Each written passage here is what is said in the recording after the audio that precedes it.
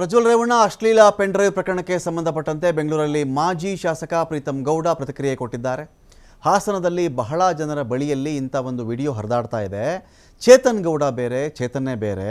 ನಮ್ಮ ಕಚೇರಿಯಲ್ಲಿದ್ದಂಥ ಯುವಕ ಅಮಾಯಕ ಇದ್ದಾನೆ. ಅವನು ನಮ್ಮ ಕಚೇರಿಯಲ್ಲಿ ಸಂಬಳ ಕೆಲಸ ಮಾಡ್ತಕ್ಕಂಥ ಹುಡುಗರು ಇದ್ದಾರೆ, ಸಂಬಳ ಇಲ್ಲದೆ ಕೆಲಸ ಮಾಡ್ತಕ್ಕಂಥ ಹುಡುಗರು ಇದ್ದಾರೆ. ಚೇತನ್ ಗೌಡ ಯಾರೋ, ಚೇತನ್ ಯಾರೋ, ಯಾರನ್ನೋ ಬಂದು ತೊಂದರೆ ಕೊಡ್ತಾ ಇದ್ದಾರೆ ಇವರು. ಅವನಿಗೆ ಹೇಗೋ ಆ ಅಶ್ಲೀಲ ವಿಡಿಯೋ ಬಂದಿದೆ ಅಂತ ಅಂದ್ಕೊಳ್ಳೋಣ. ಆಯ್ತಪ್ಪ, ಮೊಬೈಲ್ ಫೋನ್ ಅವನ ಬಳಿಲಿದೆ ಅಂದಾಗ ಒಂದು ವಿಡಿಯೋ ಬಂದಿರಬಹುದು. ಯಾರೋ ವಿಡಿಯೋ ಕಳಿಸಿರ್ತಾರೆ, ಅದು ಬಂದಿದೆ ಅಂತ ಮಾತ್ರಕ್ಕೆ ಅವನ ಮೇಲೆ ನೀವು ಕ್ರಮ ತಗೊಳ್ಳೋದೇ ಆದರೆ ಹಾಸನದಲ್ಲಿ 15 ವರ್ಷದ ಹುಡುಗರಿಂದ ಹಿಡ್ಕೊಂಡು 80 ವರ್ಷ 75 ವರ್ಷದವರೆಗೂ ಕೂಡ ಅವ್ರ ಮೊಬೈಲ್ ಫೋನ್ಗಳಲ್ಲಿ ಈ ವಿಡಿಯೋ ಇದೆ. ಅರೆಸ್ಟ್ ಮಾಡಿಬಿಡ್ತೀರಾ? 15 ಲಕ್ಷ 20 ಲಕ್ಷ ಜನನ ಒಳಗಡೆ ಹಾಕ್ಬಿಡ್ತೀರಾ ನೀವು? ಲಾಜಿಕ್ಕಾ ಇದು?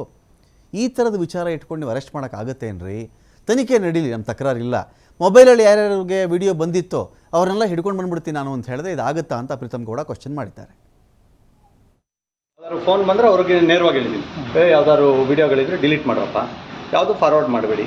ಈ ರೀತಿಯಾಗಿ ಒಬ್ಬ ಜವಾಬ್ದಾರಿಯುತ ವ್ಯಕ್ತಿಯಾಗಿ ನನ್ನ ನಡವಳಿಕೆಯನ್ನು ನಾನು ಇಟ್ಕೊಂಡು ಬಂದಿದ್ದೀನಿ. ಇದಕ್ಕೆ ಮುಂದುವರೆದು ನೀವಿವತ್ತು ಪೆನ್ ಡ್ರೈವ್ ಇದೆ ಅಥವಾ ವಿಡಿಯೋ ಇದೆ ಅಂತೇಳಿ ಹೇಳಿ ಯಾರನ್ನಾರು ವಶಕ್ಕೆ ತಗೊಳ್ಳೋ ಅಂತ ಕೆಲಸ ಮಾಡಿದ್ರೆ ಕನಿಷ್ಠ ಹಾಸನದಲ್ಲಿ 1 ರಿಂದ 1.5 ಲಕ್ಷ ಜನ ವಶಕ್ಕೆ ತಗೋಬೇಕು. ಇದು ವಾಸ್ತವ ಸತ್ಯ. ಅಂದರೆ ಪ್ರತಿಯೊಬ್ಬರು ಮೊಬೈಲ್ಗೂ ನಿಮ್ಗೆ ವಾಟ್ಸಪ್ ಬಂದರೆ ಅಕ್ಸೆಪ್ಟ್ ಟು ಡಿಕ್ಲೈನು ಅಂತೇಳಿ ಇರೋದಿಲ್ಲ. ನಿಮ್ಮ ಪ್ರತಿ ಮೆಸೇಜು ಬರೋ ಅಂಥದ್ದು ಇರುತ್ತೆ. ಆ ರೀತಿಯಾಗಿ ಫಾರ್ವರ್ಡ್ ಆಗಿರೋ ಅಂಥದ್ದು ಸರ್ವೇ ಸಾಮಾನ್ಯ. 1-1.5 ಲಕ್ಷ ಜನರು ಮೊಬೈಲಲ್ಲಿರೋ ಅಂಥದ್ದನ್ನು ನೀವು ಯಾರೋ ನಿರ್ದಿಷ್ಟವಾಗಿ ಒಬ್ಬರು ಇಬ್ಬರು ಹತ್ರ ಮಾತಾಡಿದ್ರೆ ಅದರಲ್ಲಿ ಏನೂ ಉಪಯೋಗ ಇರೋಲ್ಲ ಹೇಳ್ತೀರಿ. ಹಂಗಾಗಿ ನಾನು ಹೆಚ್ಚು ಮಾಹಿತಿ ಕೊಡೋದಕ್ಕೂ ಅಲ್ಲ. ಚೇತನ್ ಗೌಡ ಬೇರೆ, ಚೇತನ್ ಬೇರೆ. ನಿಮ್ಗೆ ಸ್ವಲ್ಪ ಮಾಹಿತಿ ಕೊಡ್ತಾ ಇದೆ, ಆ ಮಾಹಿತಿ ಕೊಡ್ತೇನೆ, ಸರಿ ಮಾಡ್ಕೊಳ್ಳಿ. ನಾನು ಹೇಳ್ತಾ ಇರೋಂಥದ್ದು ಒಂದು ಚಿಕ್ಕ ವಿಚಾರ. 24 ವರ್ಷದ ಹುಡುಗ, ಕಾಲೇಜಿಂದ ಬಂದಿರೋಂಥ ಹುಡುಗ. ನಮ್ಮ ಕಚೇರಿಯಲ್ಲಿ ವಾಲಂಟಿಯರಾಗಿ ಕೆಲಸ ಮಾಡೋರು ಇದ್ದಾರೆ, ಸಂಬಳಕ್ಕೆ ಕೆಲಸ ಮಾಡೋರು ಇರ್ತಾರೆ. ಅದರಲ್ಲಿ ಒಬ್ಬ ಯುವಕ ಹೋಗಿ ವಿಡಿಯೋ ನೋಡಿದಾನೆ ಅಂದ ತಕ್ಷಣ ತಪ್ಪಿತಸ್ಥರು ಅಂತ ಹೇಳಿದ್ರೆ ಕಾಲೇಜ್ ಹುಡುಗರಿಂದ ಹಿಡಿದು 75-80 ವರ್ಷದ ವಯಸ್ಸಿನವ್ರಿಗೂ ಕೂಡ ಮೊಬೈಲಲ್ಲಿ ತಲುಪಿರುತ್ತೆ. ನಾನು ಹೇಳೋ ಸೂಕ್ಷ್ಮತೆಯನ್ನು ಅರ್ಥ ಮಾಡ್ಕೊಳ್ಳಿ.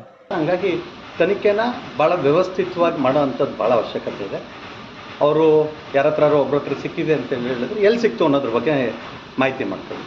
ಹಾಗಾಗಿ ಹೆಚ್ಚು ಇದ್ರ ಬಗ್ಗೆ ಬೇರೆ ರೀತಿಯಾದಂಥ ಅರ್ಥ ಕಲ್ಪಿಸೋಂಥದ್ದು ಅವಶ್ಯಕತೆ. ನೋಡಿ, ಒಂದು ತನಿಖೆ ನಡೀಬೇಕಾದ್ರೆ ಆ ತನಿಖೆ ಬಗ್ಗೆ ಮಾತನಾಡೋವಂಥದ್ದು ಸಮಂಜಸ ಅಲ್ಲ.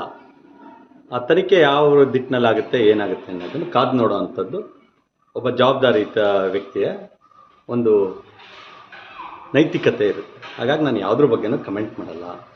ಯಾರು ಏನು ಮಾಡಿರ್ತಾರೆ ಅನ್ನೋದನ್ನು ತನಿಖೆ ಮೂಲಕ